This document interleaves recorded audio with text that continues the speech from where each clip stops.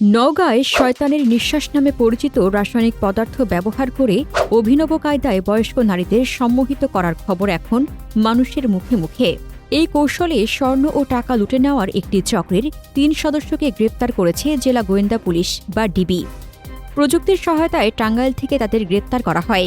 পথ চলতি কোনো বয়স্ক নারীকে টার্গেট করা, এরপর কথা বলার ছলে সুকৌশলে তার নাকে বা শ্বাসের মাধ্যমে এক ধরনের রাসায়নিক ঢুকিয়ে দেওয়া। কথিত শয়তানের নিঃশ্বাস বা বিজ্ঞানীর ভাষায় স্কোপোলামিন নামের এই রাসায়নিকের প্রভাবে আক্রান্ত ব্যক্তি সাময়িকভাবে তার সিদ্ধান্ত নেওয়ার ক্ষমতা হারিয়ে ফেলেন। এরপর প্রতারকদের কথা মতো নিজের স্বর্ণের গহনা ও টাকা পয়সা, এমনকি ঘরের আলমারি খুলে মূল্যবান সম্পদও তাদের হাতে তুলে দেন ভুক্তভোগী নিজেই। নওগাঁয় সাম্প্রতিক সময়ে ঘটে যাওয়া এমন কয়েকটি ঘটনার তদন্তে নেমে পুলিশ জানতে পারে একটি শক্তিশালী চক্রের সন্ধান। তথ্য প্রযুক্তির চুলচেরা বিশ্লেষণ ও মোবাইল লোকেশন ট্র্যাক করে গতরাতে টাঙ্গাইলের পুরাতন বাসস্ট্যান্ড এলাকা থেকে 3 প্রতারককে গ্রেফতার করে জেলা গোয়েন্দা পুলিশ। গ্রেফতারকৃতরা হলেন আবু হাসান, বাবু ও সবুজ।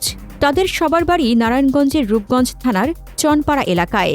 প্রাথমিক জিজ্ঞাসাবাদে জানা গেছে, চনপাড়া এলাকাকে কেন্দ্র করে এই চক্রের অন্তত 8 থেকে 10টি সক্রিয় গ্রুপ দেশের বিভিন্ন স্থানে ঘুরে ঘুরে এই অপরাধ করছে। এ পর্যন্ত নওগাঁ, নারায়ণগঞ্জ ও খুলনা-সহ বিভিন্ন জেলায় তারা অন্তত 10টি বড় ধরনের প্রতারণা সংঘটিত করার কথা স্বীকার করেছে। পুলিশ জানিয়েছে, চক্রের বাকি সদস্যদের গ্রেপ্তারে দেশের বিভিন্ন স্থানে অভিযান চলমান রয়েছে। নারায়ণগঞ্জের পূর্ব চনপাড়া রূপগঞ্জ থানা এই এলাকায় 70-80 জনের একটা চক্র আছে এবং এখানে 8-10টা গ্রুপ আছে যারা দেশের বিভিন্ন স্থানে গিয়ে আপনার এই ধরনের রাসায়নিক পদার্থ প্রয়োগ করে মহিলাদেরকে বিশেষ করে সম্মোহিত করে তাদের টাকা পয়সা এবং অর্থ হাতিয়ে দিচ্ছে।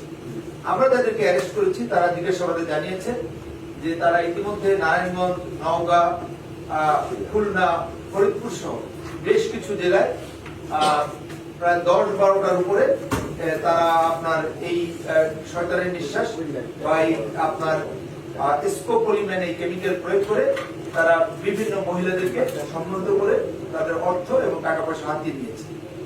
তা আমি যেটা মেসেজ দিতে চাই আপনাদের মাধ্যমে সেটা হলো যে আপনারা মানুষকে সচেতন করবেন। একই সাথে এই ধরনের মানে কোনো লোক যদি আপনাদের সাথে অথবা কোনো ভদ্র মহিলার সাথে কথা বলতে আসে, তাকে দ্রুত আপনারা অ্যারেস্ট করার চেষ্টা করবেন। আপনারা দ্রুত তাকে জনগণের সহায়তায় আটক করার চেষ্টা করবেন এবং যদি এই ধরনের ঘটনা আনফরচুনেটলি ঘটেই যায়, আপনারা আইনের আশ্রয় নেবেন, পুলিশের কাছে অভিযোগ করবেন।